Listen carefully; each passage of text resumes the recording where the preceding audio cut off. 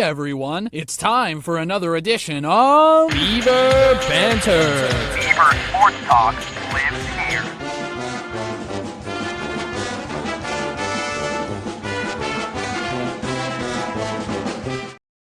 It is the Beaver Banter podcast. I'm CJ Baumgartner, joined as always by Ian Rivers. Ian, it's always a great time to be a Beaver, but certain times maybe not quite as great as others.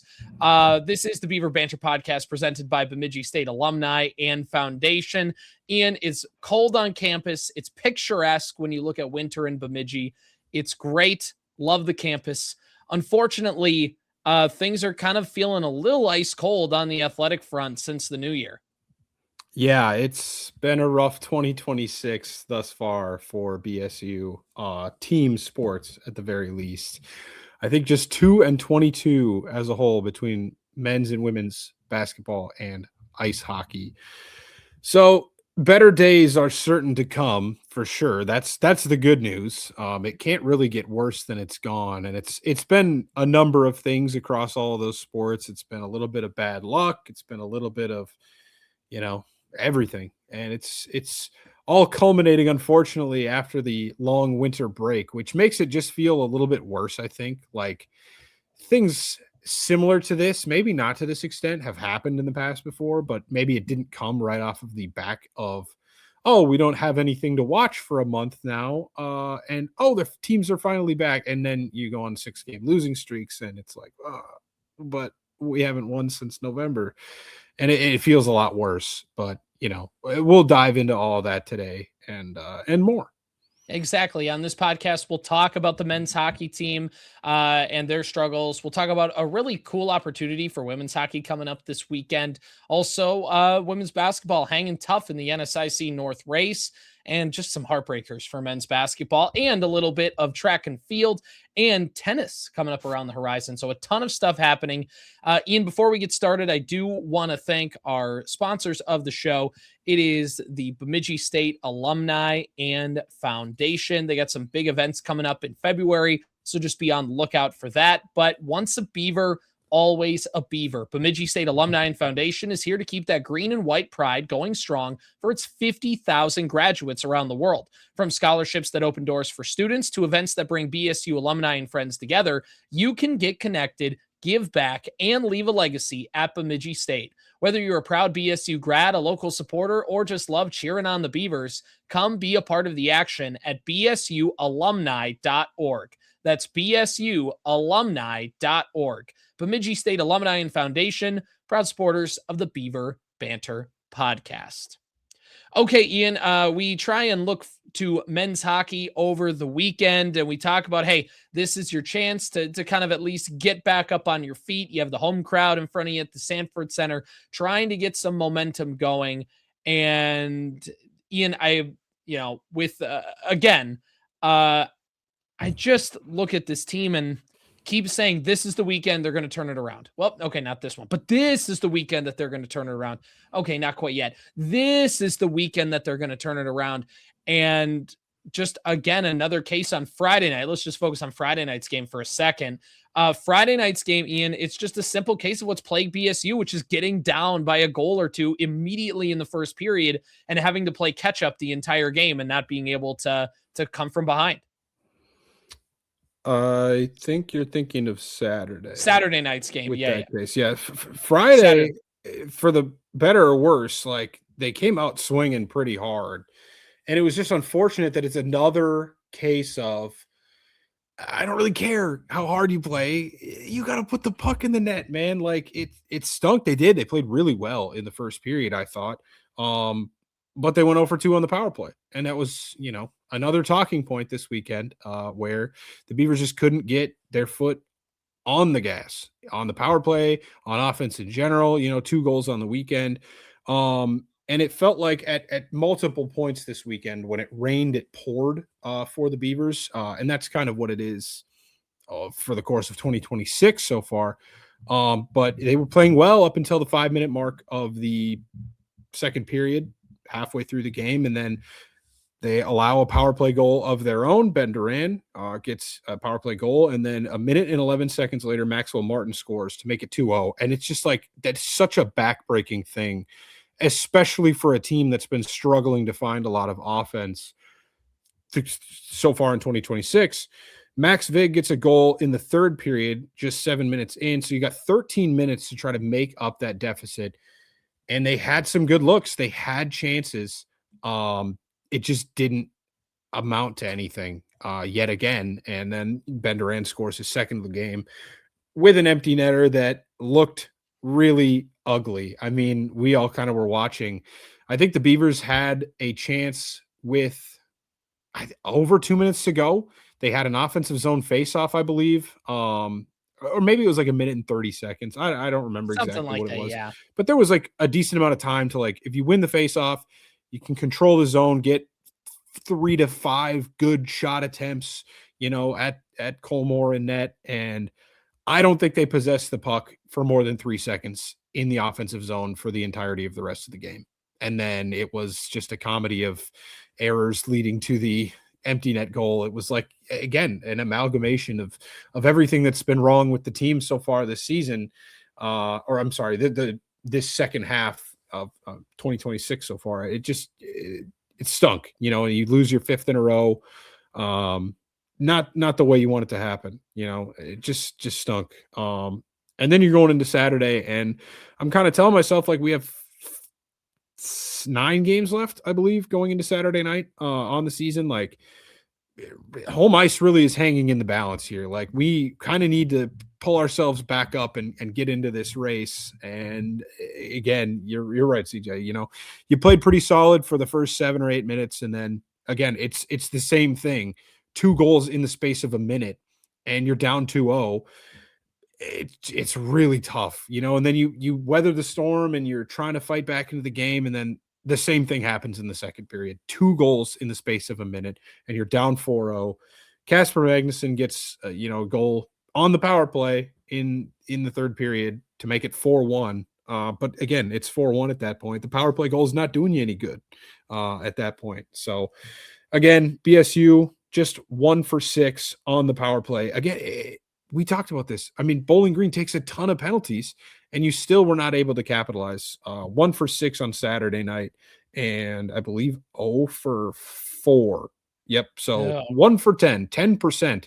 You somehow are worse than your 17% on the season on this weekend against a team that, I mean, they took 2 on Friday. I think they only took 3 on Saturday. Yeah. So you had double, I should say, the power play opportunities that Bowling Green did, and they scored twice the goals that you did on the power play. That's not a good recipe for success. Just in general, it's been a tough season. We talked about kind of maybe they were punching a little bit above their weight in the first half, and I'm a bit of a sports pessimist. Obviously, the people that have listened to the show in the long format know that about me. And I'm sitting there in early January, and I'm thinking, man, what if they bottle it again in January, man? Like, what if it stinks again? Like, January's been tough for this team. Like, even the year that they won the McNaughton Cup, a couple of years ago, January was not the cleanest of months. It wasn't until February they really started to take off and make that run towards the McNaughton Cup. And I don't know, 0 for 6. I don't know if I would have seen that one coming. 0 points. It's not like the luck has swung the other way, and you're still playing a lot of overtime games, and you're getting, 2 points on the weekend instead of 5 like you were in the past. Like, this is 0 for 6 points, 3 weekends in a row, when you really just couldn't afford to do that. Whether or not you're trying to play for McNaughton Cup or not, like, if you're trying to get home ice, getting 0 for 6, 3 weekends in a row, really, really tough for this team. But they have an opportunity, not that they haven't in the past. Similar vibes to last year coming up here, Northern Michigan. Guess what? One of the worst teams in college hockey statistically. You've got them on your doorstep. You're going to Marquette this weekend. You played really well against them. I was in attendance when the games were in Bemidji. They played really, really well in those ones. But I don't know. I mean, Northern's coming off a highly emotional weekend against Michigan Tech where they got pounded on Friday night, and then they ended up winning, I think, just their second game of the season on Saturday night against their rivals up there in the UP. So I really don't know what to make of this. It's all right. BSUBeavers.com needs to be updated a little bit because it says we're playing a game in Marquette, Michigan at the McGinnis Student Ice Arena. That's in Houghton. The Barry Event Center, I believe, is what is the title of the arena in Marquette. Means pulling the actually mean right now. It threw me for a loop. I'm like, wait a minute. Are we meeting them? Are we meeting them 80-20 here? Or are they driving to Houghton so we don't have quite as far of a bus Just drive? imagine, by the way, though, this is an aside here, but just imagine, you're at the Sanford Center. It's November 21st. You get the win over Northern Michigan. You go, wow, this team's really coming into form, picking up the easy conference points. This is awesome. And then your future self taps you on the shoulder and goes, buddy, they're going to play at the end of January and they won't have won a game yet.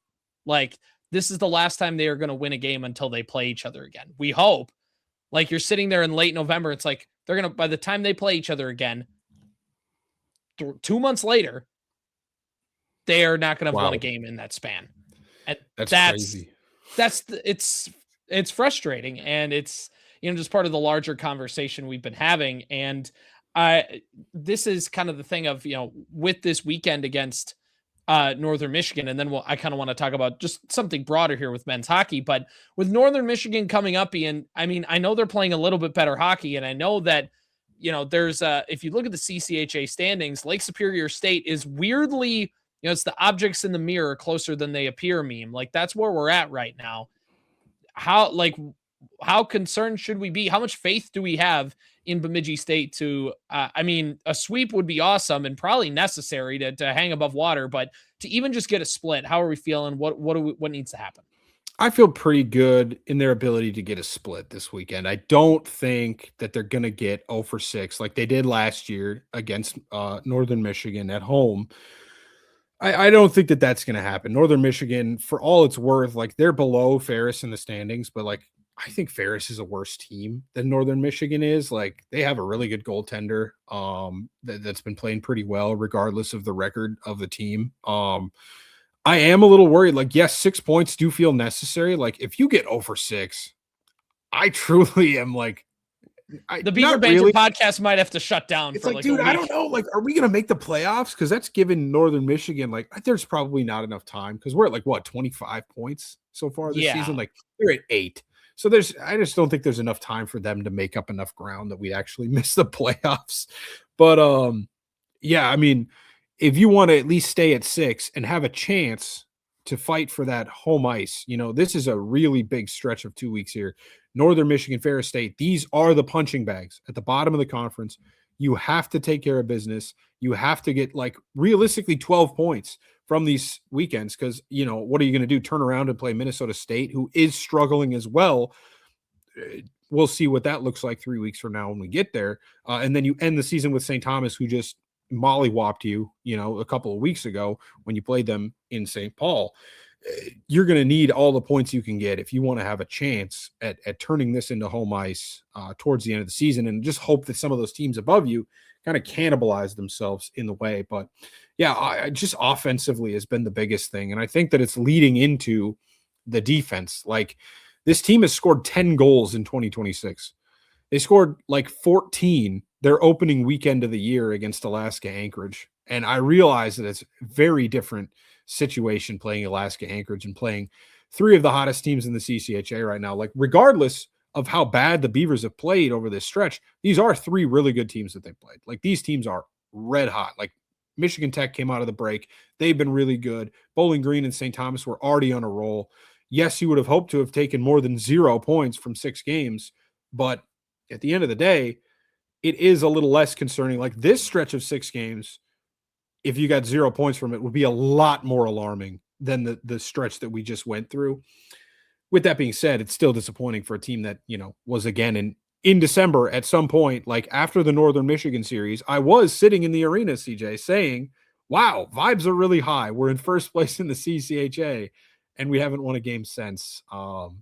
which is tough. So you're saying you jinxed us, is what you're saying? I don't know. I must have, dude. I must have. I got the jinx of me going to the games and losing when I go to Beaver games off my back. If you remember that conversation all the way back 2 months ago, I hadn't seen a Beaver win since 2024 and or 2023, I believe, actually. And yeah, I mean, I tossed my jinx onto the ice with my hat when I threw it out there for the McLennan hat trick. That must have been what happened. I'm sorry. I'm sorry. All the power guys. transferred. This is on me. Looking just quickly at some of kind of the tails of the tape here with this matchup for Bemidji State, when you look at goals scored, they're at 75, which is fourth in the CCHA. When you're looking at goals forced for Northern Michigan, they're worst in the conference. They've scored 40 goals all season, which, again, if you're a team in BSU that's been really struggling on that end, this certainly is going to be a week where a couple set of games here where really you can kind of feast in. So this is, again, it's just a snapshot of things. It's not a complete, this is exactly what's going to happen. But we also talked about last week that you're going to get a lot of opportunities against Bowling Green, and you did, and you couldn't quite take advantage of it. So we'll have to see what Bemidji State can do. But, if you want to look at some other stats, Northern Michigan's penalty kill, worst in the CCHA, but Bemidji State's about 20 points better than them. So it's a 758 percentage for Bemidji State, who's eighth in the CCHA in penalty kill. Northern Michigan is 736. So it's a stoppable force meeting a movable object right now with Bemidji State's power play. It kind of feels that way. And it might be just what the doctor ordered. Before you move on with any other stats, I do just want to your goals against comment. Hildebrand got both games in net this weekend, which was very interesting to me. I think that was the first time we've seen that since the Duluth series. That one we kind of just chalked up to, well, you had a really bad game against Duluth Friday night, and we kind of figured like, oh, they just want to build confidence in him and say, we're not just gonna let you get shelled like that and then move off of you. They wanted to, he kind of got run off the ice on Saturday. They did put Trent Weemkin in for the last little bit. So it was interesting that they put Weemkin in and not Robbins. I don't know if there was an injury situation with Robbins or maybe an illness. You'd have to almost assume, like you Oliver said, Peer didn't play this weekend, with an illness. So maybe that was related to that and nobody heard about it. But right. We'll see if this is a transitional period, and now they're going to start leaning on Max Hildebrand a little bit more. They did something sort of similar with Matthias Scholl when he was a freshman. They split him for a long time, even in his sophomore season, until he finally took over full time in his junior year. So we'll see what happens with the goaltending situation there. But yeah, big opportunity coming up for Hildebrand if he does start both games, and even Robbins against a team that doesn't score a lot of goals in Northern Michigan. Right, exactly. And it may be just kind of with Hildebrand, it maybe is just that sort of our backs are against the wall at this point, and rotations are great and depth is great, but there's only 9 games left of the season, like you said, or 8 games or wherever we're at in the season. You don't need the depth as much when you get to the end of the year, because the depth is supposed to get you through the dog days of the year. And when you get to the point where there's only a handful of games left, it's that, like, you don't need to conserve your energy for what, basically. Like, now is when you kind of have to go max effort to the wall, everything you need to get done. And that I'm not saying that is the reason, they haven't confirmed that, but it's a very strong inclination that Hildebrand is kind of proven to have the edge over Robbins, and the team just kind of wants to go in that direction. Or is the other end of the spectrum, which is we're free falling and we may as well give time to the guy that we think is going to be our future in net, and just whatever's going to happen is going to happen. Let's just get him the ice time and move on. So there's a couple different schools of thought there. Yeah. And that's similar to something that I echoed last year during that rough stretch of the season is like, I get it. These seniors have done a lot for this team, but if we're going to be stinking like we are towards the end of last season, before, of course, their upset of Augustana in the Mason Cup playoffs, I was like, man, let's get some of these young guys some ice time so that we can see what we've got, going forward. And that could be very well what they're doing with Hildebrand. But this weekend will tell a lot in that saga. If Hildebrand gets another couple of games and we don't hear anything else about Robbins, I don't know. We'll see. Right. Exactly. There's one thing before we wrap up with men's hockey, just kind of a broader conversation about these Beavers, because it really does feel like they've hit a funk, and it's really that post New Year's funk that has really gotten to this team. I know that there's a stat on Twitter that was making the rounds from BSU Youngboy, and I'm not going to put any connotation behind the stat. I just want to say it because I think it is very interesting, and this is assuming that all of his math is correct here. So, which is you have to specify that when you're talking about Chase's math. Right. We're going to trust in the process, and if we're wrong on that, we're wrong on that. This was a tweet he had responding to our Beaver Banter account. I believe it was on Saturday. 2021 to 2022, Bemidji State was first place in the CCHA in December, finished fourth. 2022 to 23, they were first place, finished fifth. Now in 23 to 24, they won the McNaughton Cup. They were first place in December, finished in first place. But as you mentioned, Ian, that rough month of January still kind of got to them. And then last year, second place in the CCHA in December, finished seventh. First place in the CCHA in December, currently sixth this year. And again, sometimes that just happens. It depends on scheduling. It depends on other things. Not every one is kind of the same one. And I think they deserve kind of credit for that. Like there is, not all of these are created equally, but I think we've really just seen when the team kind of gets to that halfway point in the year. It's, a couple is random, 3 is a pattern, and we're now to 4 of the last 5 where it's been this issue. And there's a multitude of reasons why that could be. I don't really know what that full reason is, but I think it is important that we just know that this has been a team in the second halves of seasons that has really struggled. Because remember, as we were talking about at the Christmas break, like this team is still in prime position to not just get a home playoff series, but, push for the McNaughton Cup. And they haven't won a game since November, and granted, that's a little bit skewed because they did not play for a good chunk of December. So that's a little disingenuous. So I'll get that out there. But this is a team that's badly in need of a win and just badly in need to get the calendar to turn to February, Yeah. January, just to bring up the official stats of the January season of the McNaughton Cup run that we made a couple of years ago. Technically, they only played 4 games in January. It was a very light January with 2 bye weeks in there. But if you count the February 2nd and 3rd series against Augustana, a first-year program at that point, Bemidji State split with Ferris State on the road.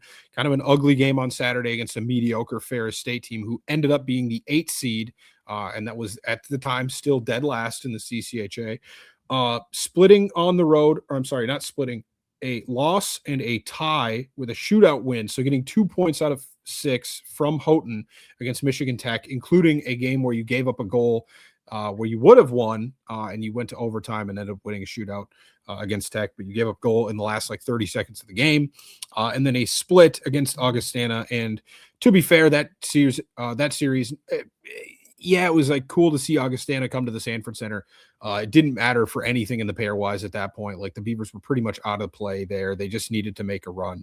And then if you count that as a January series, the next series was the one that did kickstart them. And coincidentally, it was the last time the Beavers played in Marquette that kind of kickstarted them with a series against the Wildcats, getting 5 out of 6 points and starting their unbeaten streak towards the end of the season until they ended up getting bounced from the Mason Cup championship game by Michigan Tech. So we'll see if history can repeat itself. We'll see. We'll see. Exactly. All right, Ian, let's talk a little women's hockey quickly here. The weekend series against Wisconsin, you're taking on Wisconsin. There's, really not much to break down there. You move on. 20 minutes of the game was really, really good. Yes. I can't remember what Jared said, but it was the first time in since 2020 maybe or 2021 that the Beavers have scored 3 goals in a game against Wisconsin. And they did it in the first period. It was a 3-3 tie at the end of the first period. Issa Godel got the game scoring going. Haley Armstrong and then Morgan Smith with a power play goal. The Beavers did lead 3-2 at that point. Wisconsin got a goal with 2 seconds left of the first period. And then, unfortunately, the final score was 10-3 in that one. And then a 6-1 loss on Sunday. It was a Saturday-Sunday series. 6-1 loss. Morgan Smith with the lone goal in that one, assisted by Issa Godel. So, yeah, yep. I mean, we've been over this. This is a tall task to go into LeBron Arena against the number 1 team in the country. I mean, those top 3 especially are just buzzsaws. So Right. not really too far from expectation in this one, unfortunately. 0 out of 6 points. But this weekend, CJ, a fun This opportunity weekend's for a them. lot of fun. Yeah. Yes. Minnesota State, obviously, they're ranked number 13 in the country. That doesn't mean the same thing as it does on the men's side, but they are still improved from what we expected them to be. They had a sweep against the Gophers earlier this season. I believe we split with them earlier this season. No, we tied with a shootout loss. We got 1 point out of 6 on the road. So would be a huge opportunity to get some of that back this weekend, technically with a home series. Friday, game is at 6:02 in the Sanford Center. And then Saturday, the game is at Yanmar Arena in Grand Rapids, Minnesota at 4 o'clock. It is the U.S. Hockey Hall of Fame Museum Face-Off Classic game. So that's in Grand Rapids. I'm 98% sure that I'm going to be there. I've pretty much done everything but buy the tickets at this point. So it's going to be fun. I'm super excited to see this opportunity. It's awesome that the Beaver, we've talked about it, who knows if the schedules didn't line up or whatever. It would have been cool to play Duluth in this game, meeting halfway down Highway 2 in Duluth, or I'm sorry, in Grand Rapids there. But hey, we'll take the home ice advantage of making Minnesota State not only drive all the way up to Bemidji, but also then take another hour, 15-minute drive over to Grand Rapids the next day. Exactly. And I think it's just a really cool celebration, right? Of that area and that place, when you're in Bemidji, and especially you're just kind of in that Bemidji's maybe the wall there, and then it goes all the way to the eastern part of the state. Just huge hockey programs, huge hockey towns and things like that. So just to get to go to Grand Rapids and get to be in a different environment and get to make your presence felt is just really, really cool. And getting to be a part of that Hockey Museum Hall of Fame Classic it's just really, I think, a special honor that Bemidji State gets to be a part of it, and their local ties certainly help with that. And it's just going to be a really cool celebration. I'm not all sure what is involved kind of in the lead up to the game of what festivities and things like that are going to happen, but this is still just a really unique opportunity for Bemidji State women's hockey to get to be a part of. And it'll be really fascinating to see how it kind of comes together through this process. Ian, just kind of for the week, what are our expectations? Obviously, if you're to pick one of the games to be really fun and competitive and like kind of a down to the wire thing, you'd probably pick the Saturday game. But overall, is the expectation, I know they got 1 point last time, can this team split? I think they can. I mean, it would be awesome if they could come out and, show that regardless of the results of these last 6 games, that they've still been playing pretty well. They've fought with St. Thomas pretty hard. This is a team that's kind of in that same tier with the Tommies. So we'll see. I mean, there's going to be a lot of reason to get up for those games, especially on Saturday, playing in a new environment. Should be really fun. So I'm pretty excited to see what they can do. But at the same time, Minnesota State is a team that's showed at times this season that they can be pretty consistent. They're inconsistent, I should say, but they can play with anybody in the conference, is what they've shown. And we'll see. We'll see what the Beavers are able to muster up this weekend. It's never an off weekend, as we say in the WCHA, and that still applies even when you're not playing one of the big 3. Exactly. So a lot of things happening for BSU women's hockey. This is just a really, really good opportunity again, and it'll be very fascinating. I don't know if I'll be able to make it up there. It's probably not looking like it, but overall, I know Ian will be there, so he'll be taking pictures and getting videos and things like that. So it's why you need to make sure you check out the Beaver Banter account on Facebook, on Twitter, YouTube, all that great stuff. And of course, Ian, people can ask you like, hey, how's the scene there directly in the Beaver Banter Discord? Yes, of course. We might have a live game thread for this one. Seems like a special enough event where we can kick that in. Definitely join the Beaver Banter Discord. It's awesome. It's been such a good way to grow the community. We've grown pretty steadily since we started it up a season and a half ago at this point. Started out just as a trial with some of our closer friends and colleagues that we've had on the podcast before.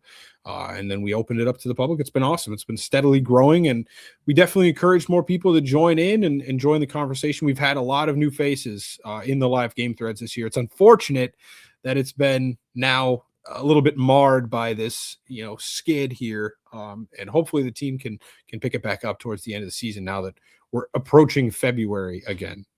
Yeah. We're going to talk a little basketball because the women's basketball team is heading right into this race. We also have men's basketball talking about just a fallout of some of their games over the weekend and a couple heartbreakers and things like that. But first, Ian, let's thank the good folks at Bemidji State Alumni and Foundation.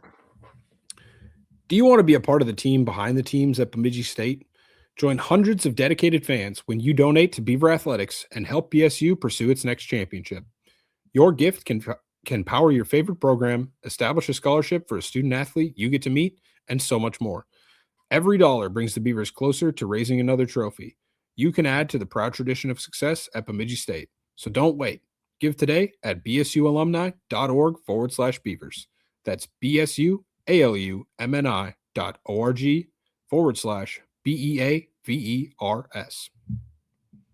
All right, let's first talk about women's basketball, Ian. So they come into this weekend with an opportunity with matchups against Concordia St. Paul and others to try and get some wins on the board here and trying to come off of their weekend. And right now, kind of holding serve. They're 8-10 overall, 5-9 in conference play. And not that's been a huge bastion or like, oh, they're right there at the top of the race, but they're right in the thick of things in this NSIC North standings. They had a 64-42 loss on Friday night, followed by a 72-65 win against Winona State on Saturday. So they got the split. They move on. Obviously, Augustana and Wayne meet next week.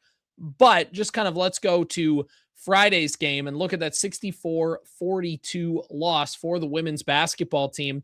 And that was just one where it was just a tough shooting night, 27% from the field, 16% from three. And that pretty much is kind of the thing that ends up being the decider, along with the fact that you lost the rebounding battle plus 22. So a win for Concordia St. Paul. They moved on. And again, that 6-point third quarter, it was a minus 14 for you on the scoreboard. And that one just kind of holds serve as one of the things that kind of stood out a little bit there in the game. Leading the Beavers in scoring was Cassandra Karen with 10 points. She was the only Beaver to get into double figures in points scored that night. So obviously not a great, just not the one that you draw up overall, but then they rebound, pun intended, on Saturday and get the victory against Winona State, 72-65. Shooting ticked up 37% from the field, 38% from three, which certainly helped the ball game there, and only lost the rebounding battle by 7. Evan Apinga had 23 points, 5 3-pointers made, which helped. Taryn Plash, 14 points. 4 of those came from beyond the arc, and Gabrielle Finday had 3 field goals made in the contest as well. In total, Bemidji State had 13 3-point shots to get the victory, and that's really what was the decider in this one, Ian. Yeah, really good weekend overall. Anytime you can take a split against the South, Concordia is a pretty good team. Like they're 13-6 overall on the season. They're pretty solid, and so is Winona, to be honest. Like they're in that middle tier of the South Division, but they're still pretty good. So I'm pretty happy with the result in that game. Like you said, CJ, we talk about all the time, there's that one quarter that feels like it always sinks this team. There wasn't that in this game. They actually didn't lose a single quarter. The third quarter was the biggest offensive quarter by far in this game, both teams with 26 points, but the Beavers with a 1-point advantage in the first quarter, 3-point advantage in the second quarter, and another 3-point advantage in the fourth quarter. Close game throughout. The Beavers were able to pull it out, and that's a huge win against a team of Winona State that is looking to make the playoffs as well. They're currently at 4th, 9-5 overall in the South Division. And it sets you up pretty nicely. I mean, you don't want to say too much about it, but like this is a really big opportunity this weekend playing against Wayne State and Augustana. Now you're on the road. That's tough. It's a long road trip. down to Sioux Falls and then to Wayne. But either way, these are the two teams at the bottom of the South Division, Wayne State and Augustana, tied at 4-10 for the two teams that are right now not going to be in the playoffs if they started today. It's your last games against the NSIC South.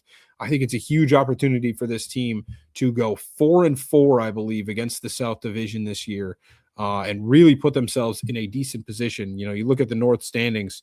Beavers are currently in over Minnesota Crookston, who has one less win than they do in the conference.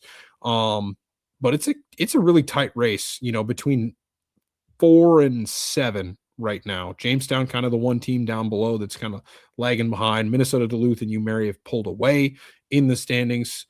You played pretty well against the North the first time around. So if you can set yourself up in a pretty good position to do the same coming down here at the backstretch of the season, I don't know. That sounds pretty good to me. I'm hoping for a sweep this weekend. That would be awesome, especially a road sweep, to keep the momentum going, get a 3-game win streak building, coming back towards the back half of the NSIC North play. I mean, like I said, I don't want to say too much yet, but it's starting to get me excited about the prospect of not only this team making the NSIC playoffs for the first time in a number of seasons, but they still have a chance to host a playoff game at the BSU Gymnasium if they can take care of business here.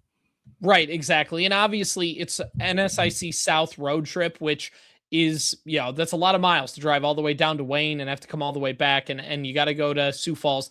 That is still in play and that shouldn't be discounted. But yeah, the opportunity is certainly there for Bemidji State. Now, I don't think they're going to shoot 13 threes every single game, but you saw when this team is able to find a decent 3-point shot, they're able to just put themselves in such great position in a lot of their games. And it'll, you make a good amount of threes, you're going to be in a chance to win the game. That sounds like rocket science, but it's a lot harder. It's simple, but not easy, right? To be able to get that going. And for Bemidji State to have been able to do that on Saturday, it really helped them out in that game. And then if they can get some semblance of that, just even, half of that, to stick around consistently, Bemidji State will be in a really good spot, especially this weekend where, they not only could get themselves a couple wins here, but also get back to 500 overall on the season and close to a 500 record in the NSIC, where again, if you look at that MSU Moorhead, Minot, Northern, Bemidji State kind of range in the North, that 2 through 6 range or 3 through 6 range here, that's where it gets interesting because MSU Moorhead, Minot State are 6-8, Northern State and Bemidji State are 5-9. So there's a lot of fluctuation, and obviously Crookston at 4-10 could be counted in that mix too. But there is a lot of fluctuation between these teams, and like you said, Bemidji State has a chance to host a home playoff game at the end of the year if they can get a few things to break right. So it's just really fun to see this team start to click and build some momentum. And there is a huge opportunity here with 8 games remaining, 4 weekends left, to be able to do something here. So if you want to look to the weekend after, they have Minot and UMary, which, UMary's proven to be a tough team. But again, Minot, a winnable game next week to try and get yourself back in that hunt. So there is a lot of things that are happening for Bemidji State, and it'll be really fascinating to see how they do this upcoming weekend. So Ian, as we take a look and swing things around to the men's basketball team, this is where things were not going great on Friday night for Bemidji State men's hockey. In between period breaks, I was catching the men's basketball game, saw that they're up at like maybe 6 points against Concordia. I think I put in the Discord, I'm like, hey, if you're looking for something to watch, this game is pretty fun. This game is pretty exciting down to the wire. And then we proceeded to jinx them because then they decided to blow a lead that they had since about 10 minutes left in the first half. Bemidji State ultimately falls to Concordia St. Paul, wasting a 47-point performance from John Pekarich on Friday night. Yeah. John was on fire. It was incredible. CJ. Those last 3 3-pointers he made, the one he made basically at the buzzer, he just kind of heaved in front of his own bench. Like he's a whatever, I'll just shoot it. And it goes in. Mm-hmm. I understand that not, some of those threes were desperation. You're trying to get back in the game, whatever. But it was incredible the way Pekarich was shooting on Friday night. Yeah, absolutely. I mean, credit to him. I think he set like 3 different program records in this game. At least 13 of 13 from the free throw line, I believe, as well, which I believe is a program record. And I can't remember what the last one was. Maybe it was like 3-pointers made or something like that in a game, or 3-point percentage. But yeah, it feels a little wasted. They had like a 9-point lead with a little under 10 minutes to go in this game. And listen, it's basketball. That's not that big of a lead. You know what I mean? Like, that can vanish pretty quick in a basketball game, but it still did feel like they had it. They had an opportunity at the end of the game to take control, and it does feel like the defense kind of let them down towards the last, especially 8 to 10 minutes of that game. Like Concordia, I wish that I had the splits in front of me, but like the last quarter of the game, like Concordia St. Paul was shooting red hot, whether it was, not closing out on 3-point shooters, or they were passing the ball really well. So credit to them. They were getting open looks, but they were hitting them too. And that was the disappointing thing, because you score 95 points in a game that you lose. That's pretty disappointing. And then to turn around, they had a very similar game script on, Saturday evening, where it felt like it was going to get away from them. It kind of did get away from them, and then they were able to claw their way back into it and tie the game and send it to overtime. I believe it was Isaac Sieverts putting back the game-tying shot with like 5 seconds to play, sending it to overtime, and then again in overtime it just slips out of your reach. And that's just how it's been, man. It's really a shame, because this is exactly what it feels like the whole season has been for this team, where it's like they're so close, dude. They are so close. It just hasn't been able to click. If you want to take a positive away from it, basketball is a weird sport. And if you can just make the dance, we can see this team, if they get hot at the right time, they could make a run. You just don't know. You know what I mean? There's still 8 games to go. And as of right now, you're still in the playoffs. You're the tied. NSIC North is such a different thing than the NSIC South, Yes. Yes. I mean, Minnesota Duluth is leading the North at 8-6. That would put them maybe in 6th place in the NSIC South. Sioux Falls maybe is the tie. Yeah. so there is a 3-way tie for 4th at 8-6. But like, it's difficult, man. And it stinks, because it kind of feels like, like, not that Tate Olson is going to fix all the problems with his team, but like, if he can account for like 3 more wins, these close games, especially that they've lost a couple of, and they're sitting there at 6-8 right now. They're 2 games behind Duluth for like 1st place in, this conference. And, they have the North coming back up. Like, if they can steal 1 win on the road this weekend, they're going to put themselves in a decent position against teams that we know that they can play better with. Like, this is a easier by definition schedule than the South at the very least.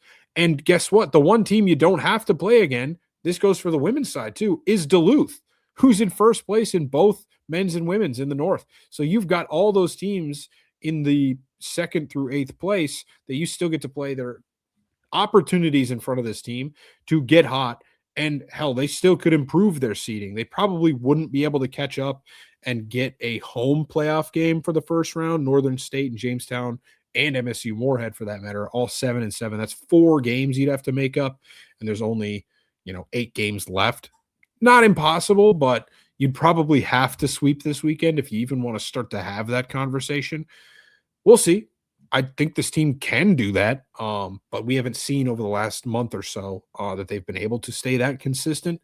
But we'll see. There's still an opportunity in front of this team. If they can get hot at the right time, they can still make the playoffs. And then, like we said, basketball playoffs are a bit magical, right? It's March Madness. It's anybody can win any given game. So we'll see. That's kind of the goal at this point, is just put your head down and try to go, I would say, at least 500 over this last 8 games would probably get you in, assuming that 2 of those wins are against you, Marion, Crookston. Like, those are going to be huge games when we get to that weekend. But yeah, overall, this team is still in a spot where it's disappointing because of injury and because of close game variants.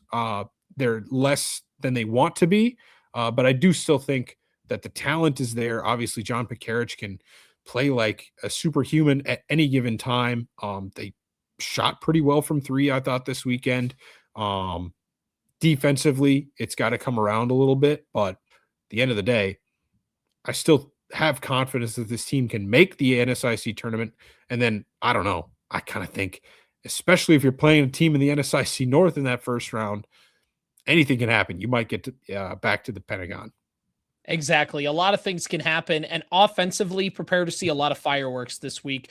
In the NSIC, Augustana is third in the conference with 83.3 points per game. Bemidji State is fifth in points per game with 81.7, but right behind him is Wayne with 78.3 points scored per game. On the defensive end, Wayne State is a top 5 defense in terms of points allowed per game. They've only allowed 74 points per game this season. Augustana has allowed 76.8 points per game. Bemidji State on the year, third worst in the conference at 82.5 points per game allowed. And again, it's the NSIC, only at like 5 points per game separate one team from another. So it's a little bit skewed in that way. But again, a lot of offense expected by all of these three teams. All three of these teams are top 6 in the NSIC in points per game. So really, you got two options. You got to hunker down and play the best defense you've ever had, or you have to shoot the lights out in these two games.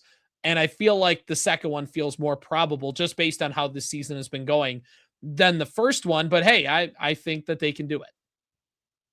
Yeah, we'll see, man. I'm excited. Offense is exciting regardless of the result. It's still fun to watch Pekarich go out there and go absolutely nuclear. Again, hats off to him for a 47-point performance on Friday night. Sucks that it came in a loss, but that's still an incredible individual effort by him. Right. Exactly. And by the way, it's led Bemidji State to have the third best team point shooting percentage in the conference at 39%. Wayne State just a couple ticks better at 39.3% 3-point shooters. Augustana is sixth with a 36.2% 3-point shot. So again, be stopping shots beyond the arc, and it's going to be something important considering that Bemidji State overall on the season sits about middle of the pack, about 35% defensive 3-point percentage, or kind of they've been holding teams to 35% from three. Wayne State, 37% defensive 3-point percentage. Augustana is one of the better teams with a 34% clip. So again, that matchup between Wayne State and Bemidji State, a lot of shots from downtown are going to be expected to be flying through the air. So just interesting things to look to as we get through the weekend. So hopefully Bemidji State can find some momentum. And like you said, Ian, these are two very good teams that they're going to play this weekend. If you can find a way to split, that'd be awesome, but really hunker down with those games in the North and see what happens. So, all right, let's take a look in as we wrap up the show with a couple other sports, unless there's anything more men's basketball related you want to get off your chest here. But I think as we wrap up the show, there is just a couple news and notes as we get slowly meandering our way through the month of January. Again, with women's track and field, they were at the Cobber Invite over the weekend and were able to get their results in. And this is, again, according to BSUBeavers.com, looking at their performances here. So for whatever reason, it's not popping up for me. But also, I guess while we're waiting for that, tennis, Ian, is not that far around the corner.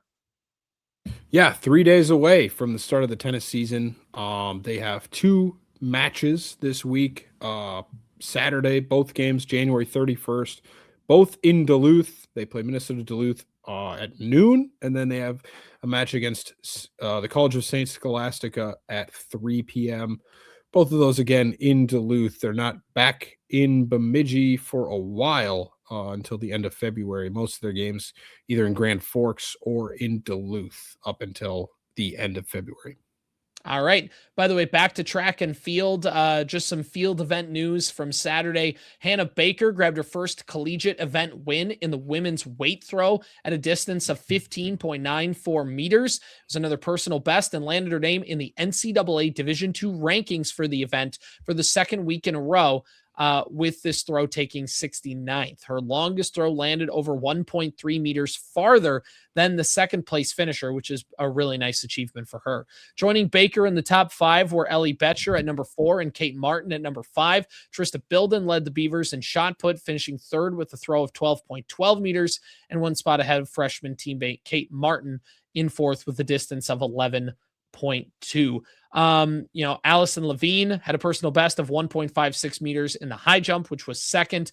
Catherine Freymiller also in the top 5 for pole vaulters with 2.98 meters, taking third. Haley Selly competed in the women's long jump, taking 12th with a 4.6 meter time there. So Bemidji State's going to Grand Forks next weekend for the UND Open on January 30th and 31st. Multi-events kick off at 3 Friday to discuss Friday with discus, to follow. Saturday as for single events with the field events beginning at 11 a.m. races at 2 p.m. So there you go. Unfortunately for the women's track and field team, Ian, they have to spend the weekend in Grand Forks, but that's the price of doing business.